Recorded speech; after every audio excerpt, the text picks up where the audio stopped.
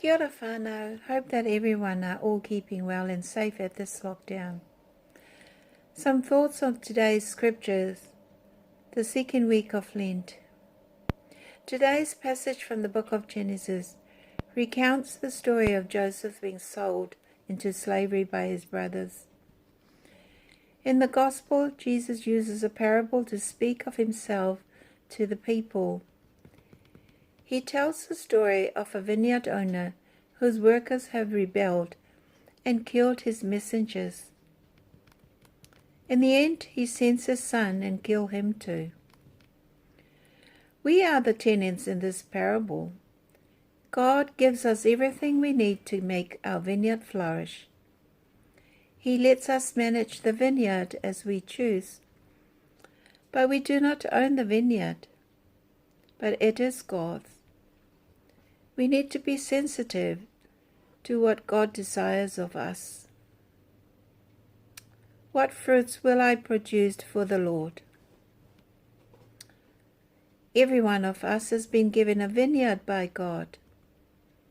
Our families, our communities, our work, our church, our environment are all parts of our vineyard.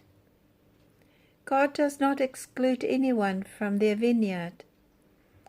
People exclude themselves by failing to tend to the vineyard they have been given.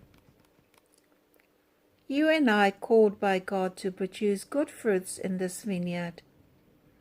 And in this time of pandemic, how am I using the gifts He gave to help others?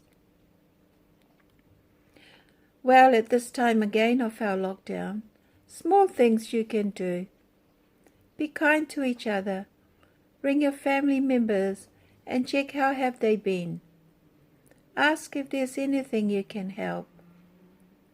Finally, as a last resort, He sent His Son among us, thinking, they will respect my son. Listen carefully to and cherish him and his ways. But that too failed. Of course, we failed in so many things and in so many times in our lives. We want to live our own lives as we like and take our personal decisions in our own interest. We find it hard to adjust our living fully to Christ, and we block Jesus from having full sway. Our pride and our selfishness make us less receptive of God. But He wants to bear the fruits that this produces, but we know that we are slow to accept such instruction.